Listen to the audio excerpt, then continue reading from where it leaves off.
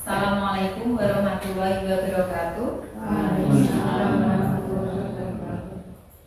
Kepada Ibu Sisilia Herina Lukitawati yang kami hormati selaku Kepala SD Negeri Mangunsari 3, kepada yang terhormat Bapak Ibu Guru SD Mangunsari 3 yang kami hormati, marilah pertama-tama kita memanjatkan puji syukur kehadirat Allah Subhanahu wa Ta'ala, karena di pagi hari ini kita dapat bertemu dalam acara menyebarkan pemahaman dan penerapan pengalaman budaya positif, di mana ini adalah tugas saya di modul 1.4 untuk menyebarkan budaya positif di sekolah yang kami ampu.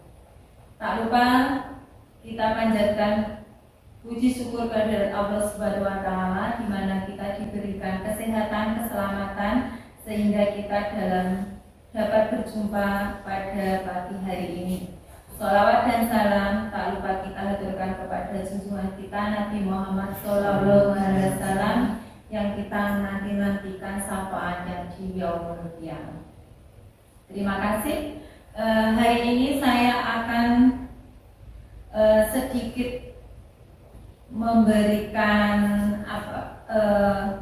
yang kami peroleh dalam pendidikan guru penggerak angkatan 8, di mana modul 1.4 itu menyebarkan pemahaman dan penerapan pengalaman budaya positif.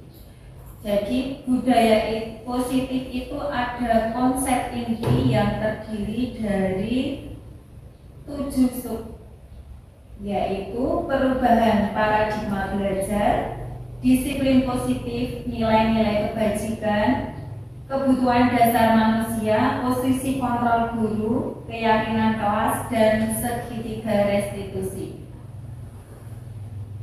Pembelajaran dengan paradigma baru, di mana pembelajaran ini menerapkan pembelajaran berdiferensiasi, sehingga peserta didik belajar sesuai dengan kebutuhannya berdasarkan tahap perkembangan sesuai teori psikologi modern untuk mewujudkan profil pelajar Pancasila.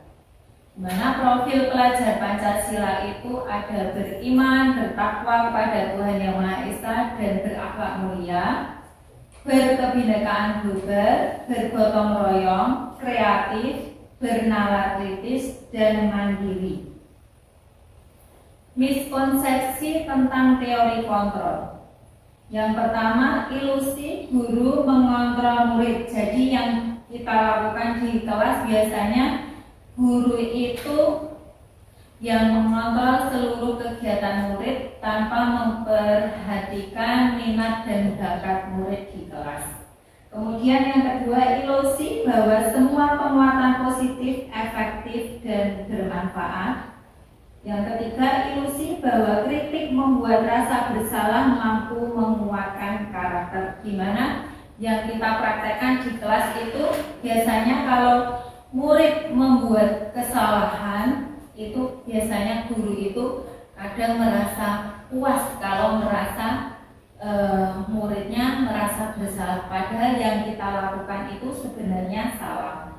Kemudian yang keempat, ilusi bahwa orang dewasa berhak memaksa.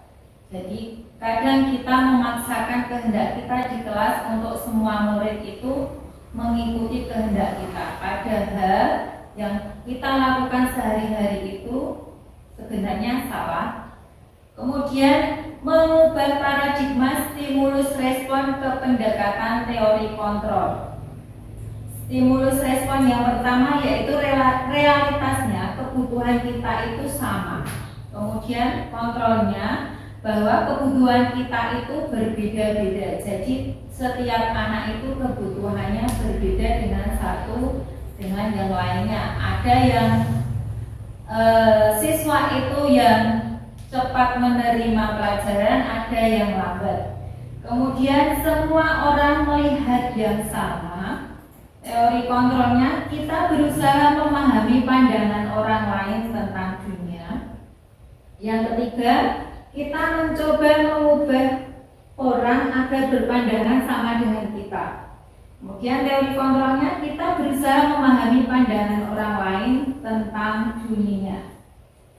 Yang keempat, perilaku buruk dilihat sebagai suatu kesalahan.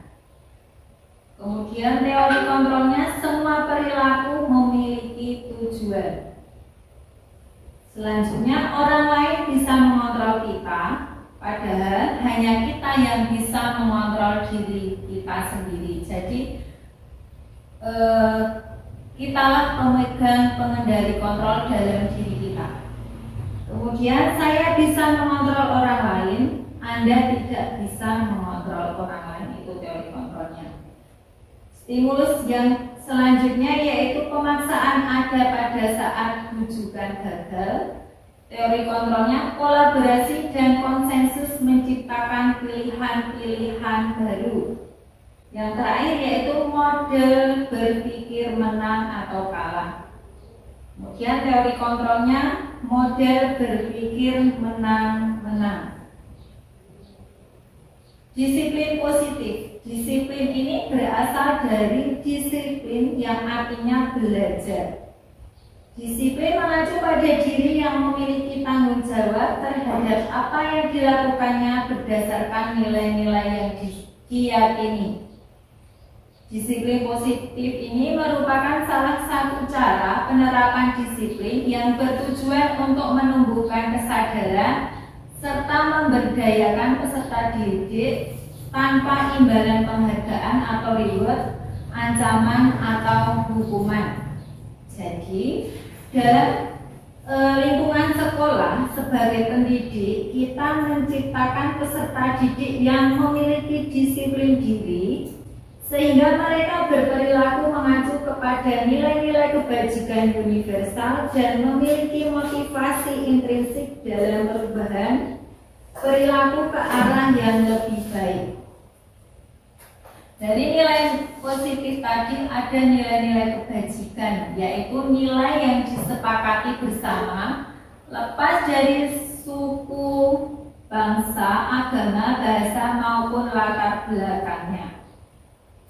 Nilai-nilai kebajikan ini ada 3, yaitu menurut profil pelajar Pancasila itu tadi sudah saya sebutkan, ada beriman dan bertakwa pada Tuhan Yang Maha Esa, berakhlak mulia, berkebinekaan global, gotong royong, mandiri, kreatif, dan bernalar kritis. Kemudian menurut Ibu Primary Years Program atau PYP ada toleransi, rasa hormat, integritas, mandiri, menghargai, antusias, empati, keingintahuan, kreativitas, kerjasama, percaya diri, dan komitmen. Kemudian ada keterampilan hidup atau life skill. Ini dapat dipercaya, lurus hati, pandangan yang aktif, tidak merendahkan orang lain, dan memberikan yang terbaik dari diri. Selanjutnya, kebutuhan dasar manusia adalah segala sesuatu yang kita lakukan untuk mendapatkan apa yang kita inginkan. Seluruh tindakan yang kita lakukan memiliki tujuan tertentu dan semua usaha terbaik yang kita lakukan agar kebutuhan dasar kita terpenuhi. Ada 5 kebutuhan dasar manusia, yaitu bertahan hidup. Di situ ada makanan, ada pakaian, tempat tinggal, keamanan, dan kesehatan. Kemudian kebutuhan kasih sayang dan rasa diterima. Misalnya rasa diterima, dipedulikan, berbagi, kerjasama, menjadi bagian dalam kelompok. Kemudian kebutuhan akan penguasaan. Ada harga diri, keinginan untuk dianggap pemimpin, berprestasi, diakui, dan didengar. Kemudian ada kebutuhan yang keempat yaitu kebebasan. Ada mandiri, memiliki pilihan, mencoba hal baru, mampu mengendalikan arah dirinya. Kemudian kebutuhan yang terakhir yaitu kesenangan. Ada bermain, ada humor, antusiasme, dan tertawa. Kemudian motivasi perilaku manusia. Ini ada motivasi ekstrinsik itu dari luar dan motivasi intrinsik itu dari dalam. Jadi motivasi ekstrinsik yang dari luar itu manusia ingin melakukan sesuatu itu untuk menghindari ketidaknyamanan atau hukuman. Dan yang kedua yaitu untuk mendapatkan imbalan atau penghargaan dari orang lain. Motivasi intrinsik yang dari dalam diri manusia yaitu untuk menjadi orang yang mereka inginkan dan menghargai diri sendiri dengan nilai-nilai yang mereka percaya. Selanjutnya di sini ada, kita nanti bisa membedakan antara hukuman, konsekuensi, dan restitusi itu bedanya apa?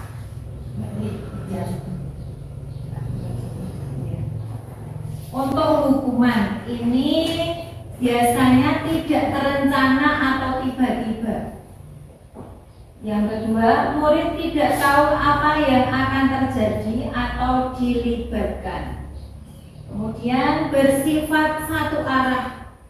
Kemudian yang keempat, berupa hukuman fisik atau psikis. Ini biasanya yang kita terapkan untuk anak didik kita. Kemudian konsekuensi. Kalau konsekuensi itu terencana atau disepakati sesuai peraturan, murid tetap dibuat tidak nyaman. Sikap guru selalu memonitor murid. Yang ketiga yaitu restitusi. Restitusi itu proses menciptakan kondisi bagi murid untuk memperbaiki kesalahan. Jadi kita memancing siswa untuk menyadari kesalahannya itu apa. Langkah yang kedua yaitu proses kolaborasi yang mengajarkan murid untuk mencari solusi sendiri. Nah, sebagai guru kita mempunyai 5 posisi kontrol. Yang pertama penghukum, yang kedua pembuat rasa bersalah, yang ketiga teman, yang keempat pemantau, dan yang kelima manajer. Dari kelima posisi kontrol ini yang paling bagus seharusnya kita terapkan di kelas yaitu posisi sebagai manajer. Contoh penerapan 5 posisi kontrol guru. Contoh kasusnya ini, siswa tidak memakai atribut lengkap saat upacara bendera. Ini kalau guru sebagai penghukum biasanya memberikan hukuman, contohnya hormat bendera selama 1 jam. Kemudian kalau sebagai pembuat rasa bersalah, berapa kali ibu atau bapak harus memberitahumu kamu selalu saja mengecewakan ibu atau bapak? Itu contoh yang membuat rasa bersalah. Kemudian sebagai teman, ayo dong ikuti aturan sekolah, tolong bantu ibu atau bapak ya sekali ini. Ya sudah, tidak apa-apa, lain kali jangan sampai berbuat seperti ini lagi ya. Itu sebagai teman. Kemudian sebagai pemantau, kamu sudah melanggar peraturan sekolah, kamu tahu konsekuensinya. Setelah upacara kamu beli atributnya ke koperasi dan jangan diulangi lagi. Selanjutnya kalau sebagai manajer, pertanyaannya apakah kamu tahu kesalahanmu? Kira-kira bagaimana kamu memperbaiki kesalahanmu? Jadi anak dipancing untuk menyadari kesalahannya. Nah, ini posisi kontrol apakah aku? Saya kecewa sekali dengan kamu. Kira-kira apa ya Bapak Ibu posisi kontrol yang diterapkan? Saya kecewa sekali dengan kamu. Pembuat rasa bersalah. Ya, yang kedua, kamu tidak pernah benar melakukannya. Ya, penghukum. Kemudian, apa Apa rencanamu untuk menyelesaikan masalah ini? Ya, manajer, ini yang paling bagus. Ayolah lakukan demi bapak atau ibu ya. Apa? Pemantau. Kamu tidak pernah mendapat nilai jika tidak mengerjakan tugas penghukum ya. Jadi bapak ibu guru sudah bisa membedakan antara memposisikan kita sebagai teman itu seperti apa, penghukum, kemudian manajer, itu bisa kita terapkan di kelas kita masing-masing. Kemudian keyakinan kelas. Mengapa keyakinan kelas bukan peraturan kelas? Jadi keyakinan kelas itu sifatnya abstrak. Yang kedua, berupa pernyataan universal, dibuat dalam pernyataan positif, sedikit saja agar mudah diingat, sesuai dengan kondisi kelas dan sekolah sehingga mudah diterapkan. Dan semua warga sekolah atau warga kelas dilibatkan saat membuat keyakinan kelas. Jadi biasanya kalau keyakinan kelas itu masih bersifat umum atau universal.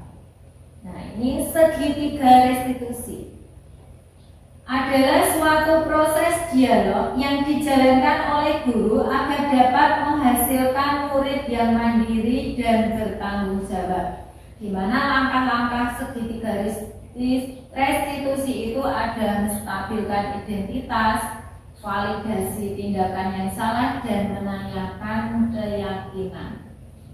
Yang pertama yaitu menstabilkan identitas dulu.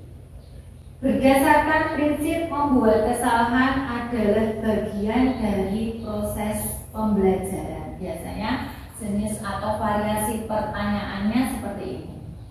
Berbuat salah itu wajar. Tidak ada manusia yang sempurna. Ibu atau bapak juga pernah melakukan itu. Ibu atau bapak tidak mau mencari siapa yang salah, tapi ibu bapak ingin mencari solusi dari permasalahan ini. Kamu berhak merasa begitu. Itu contoh dialog untuk menstabilkan identitas. Kemudian yang kedua, validasi tindakan yang salah. Berdasarkan prinsip setiap perilaku berupaya memenuhi suatu kebutuhan tertentu. Contoh pertanyaannya, kamu pasti punya alasan mengapa melakukan hal itu. Yang kedua, padahal kamu bisa melakukan yang lebih buruk dari ini ya. Tiga, kamu patut bangga karena telah melindungi sesuatu yang penting buatmu. Keempat, kamu melakukannya karena mempertahankan sesuatu yang penting bagimu. Langkah yang ketiga, yang terakhir yaitu menanyakan keyakinan. Berdasarkan prinsip teori kontrol bahwa pada dasarnya kita termotivasi secara intrinsik. Contoh pertanyaannya, apa keyakinan kelas kita? Nilai-nilai apa yang telah disepakati bersama? Seperti apa gambaran sebuah kelas yang ideal menurut kamu? Kamu ingin menjadi orang yang seperti apa? Itu contohnya. Nah, ini kemarin saya sudah mencoba mempraktekkan di kelas saya, walaupun istilahnya dadakan, dan itu pun anak masih membaca. Tapi alhamdulillah kemarin saya putarkan.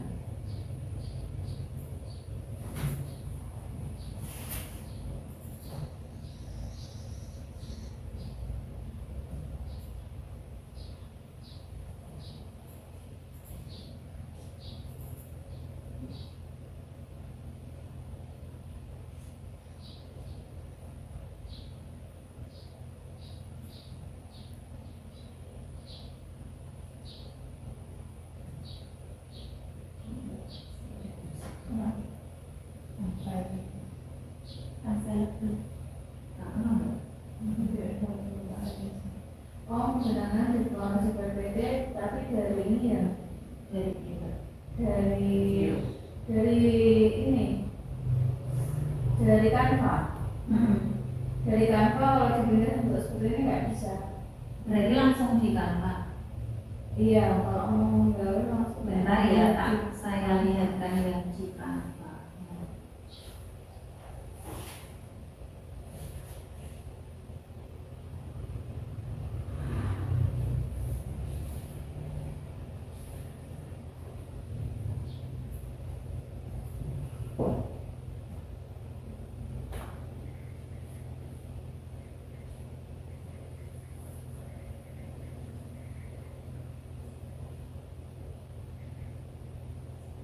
Coba Mbak bisa pakai ini.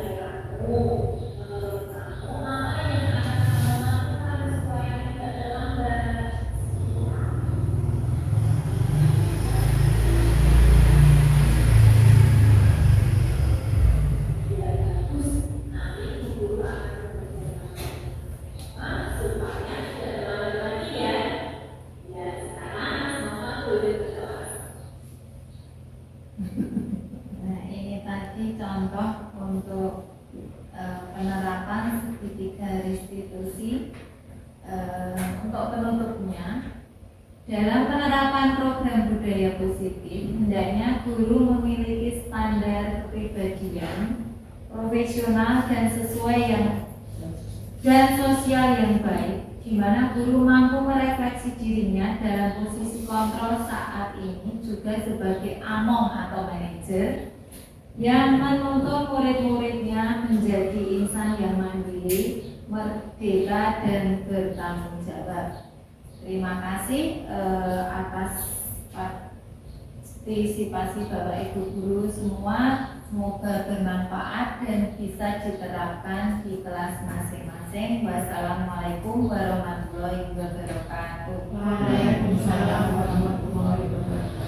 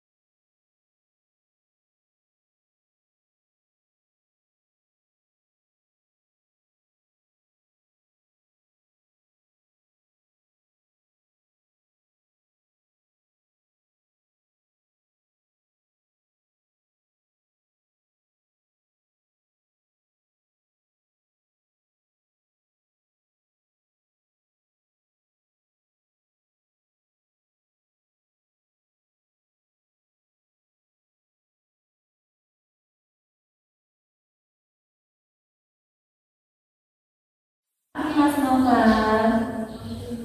Ya, selamat pagi juga.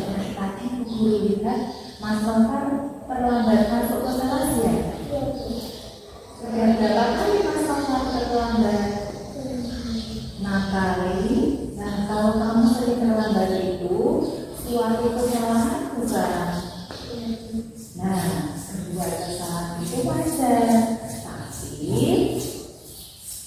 kalau sering berbuat salah itu kamu harus belajar dari kesalahan dan berusaha memperbaikinya. Setuju tidak? Kita cari solusinya bersama ya.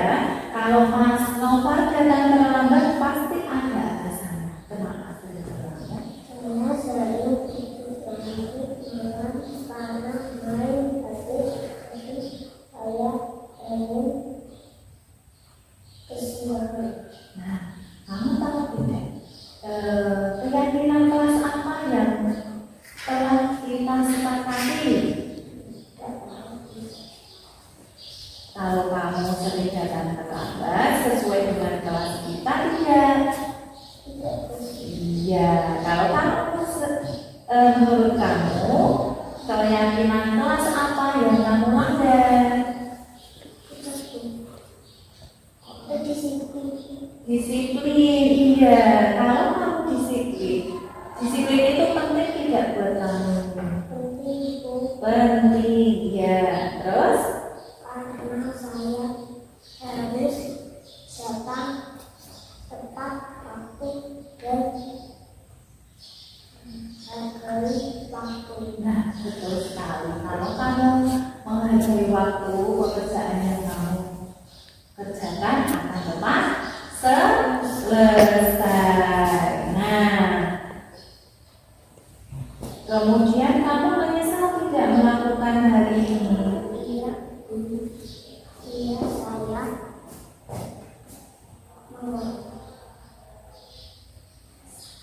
Mohon. karena sering terlambat. Ya, Ibu menghargai kamu. Menurut kamu, apa yang akan kamu lakukan supaya tidak terlambat? Saya tidak akan main sampai larut malam. Iya, bagus. Nanti Bu Guru akan bekerja sama dengan Mas Noval supaya tidak terlambat lagi ya. Ya, sekarang Mas Noval boleh ke kelas.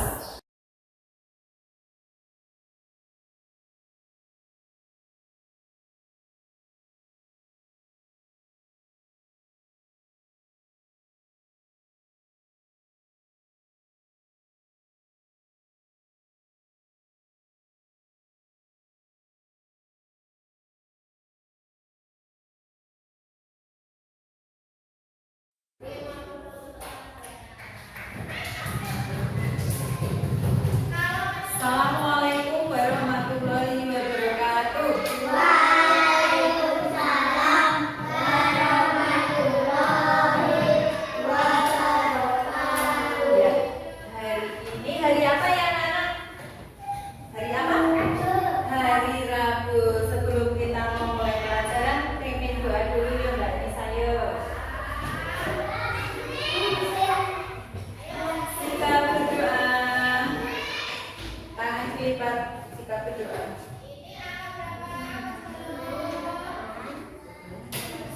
Sebelum kita belajar,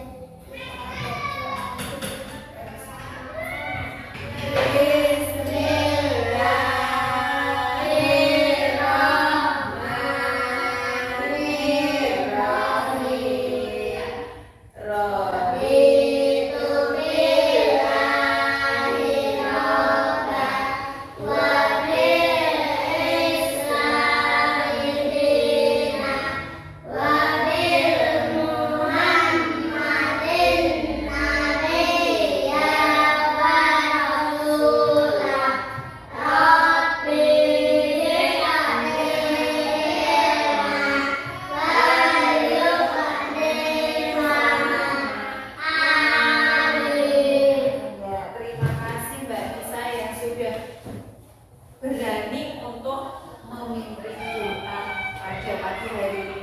Kita berdoa dulu sebelum mulai pelajaran supaya apa ya anak-anak? Supaya apa? Supaya ilmu yang kita dapat apa? Bermanfaat. Anak-anak juga mudah untuk menerima ilmu. Bagaimana kabarnya hari ini?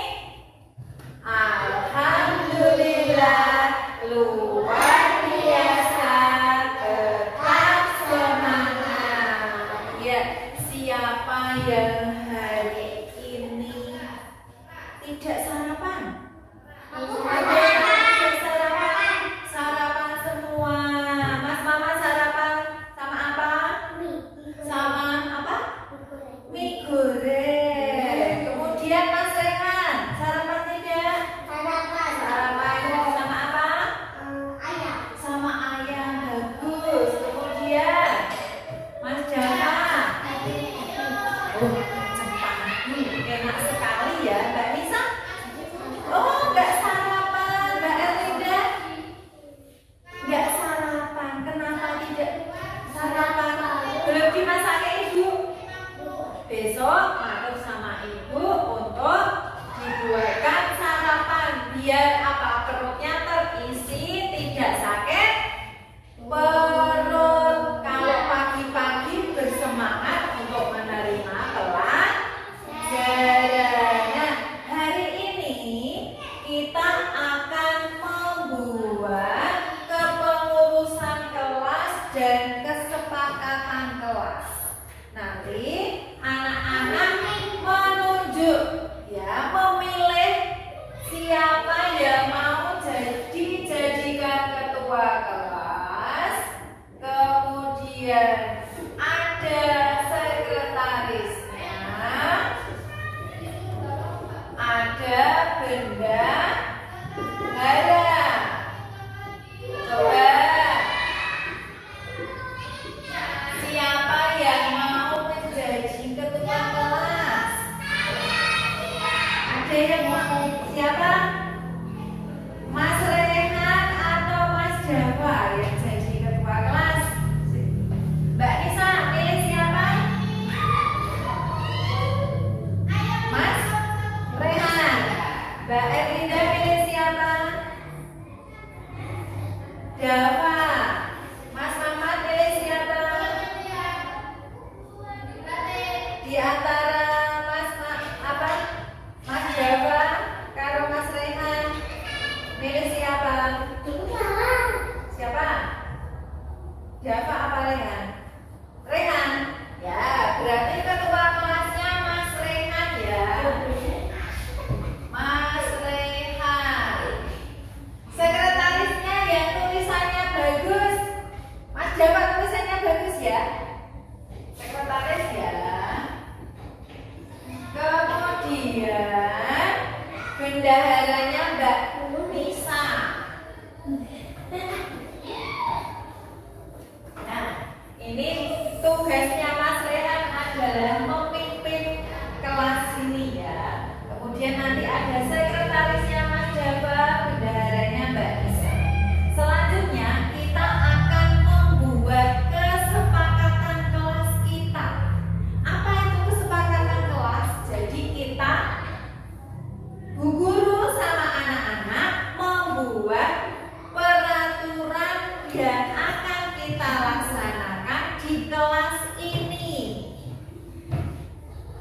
Kira-kira kalau di kelas ini tidak boleh apa ya anak-anak? Nanti Bu Guru minta ditulis di kertas ini.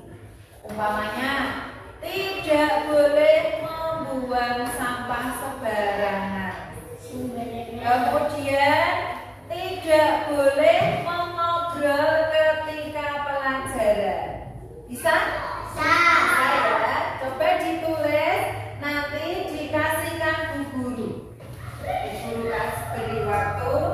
Tidak boleh mencontek. Boleh. Tidak boleh berkelahi. Ditulis. Yuk ditulis. Tidak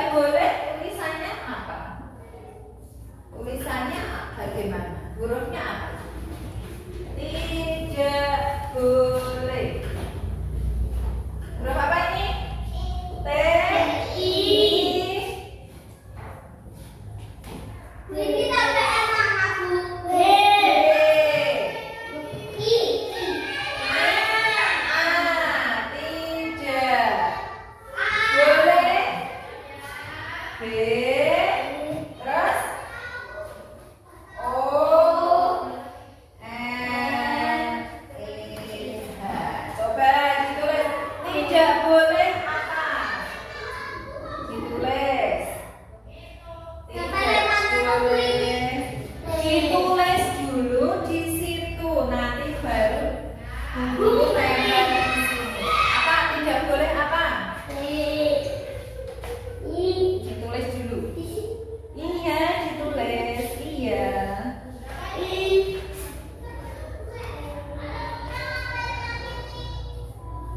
Tidak boleh apa?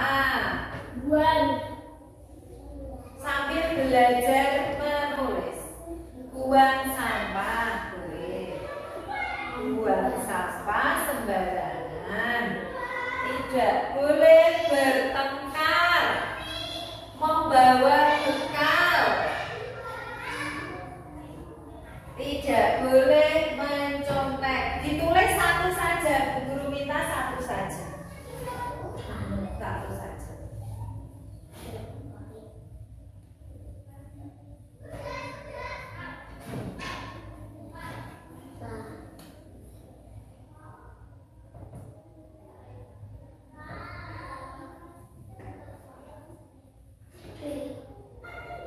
Musik sama itu ditulis Mbak. Iya.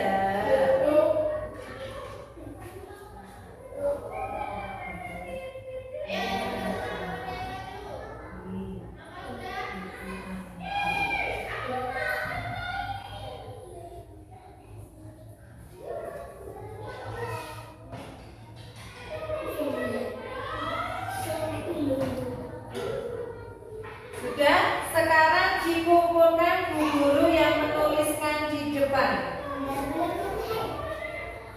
Udah Bu. Ya, yang menuliskan di depan. Bu, ini aku belum selesai. Yang nulis bu guru di depan ya. Yang pertama, nih dari Mbak Erlinda. Tidak boleh membuang sampah. Sembarangan. Membuang sampah. Membuang sampah. Sampah sembarangan.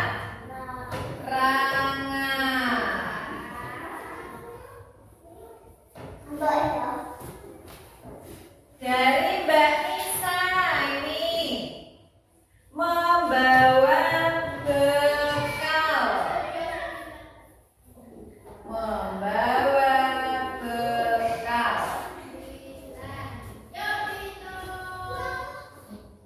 Yang ketiga dari Mas Mamat.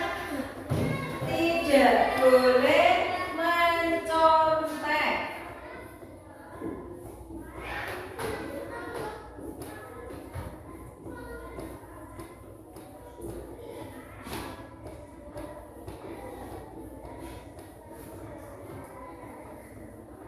Dari Mas Rehan ini tidak boleh terlambat. Tidak boleh terlambat.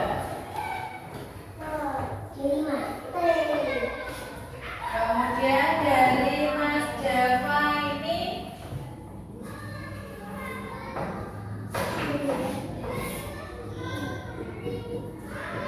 tiket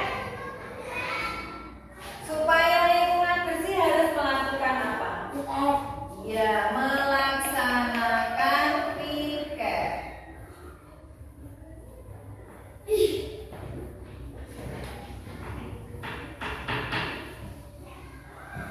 Ya. Nah, kesepakatan kelas yang telah kita buat yang pertama. Yang pertama apa ini? Tidak boleh membuang sampah sembarangan. Yang kedua, membawa bekal. Yang ketiga, tidak boleh mencontek.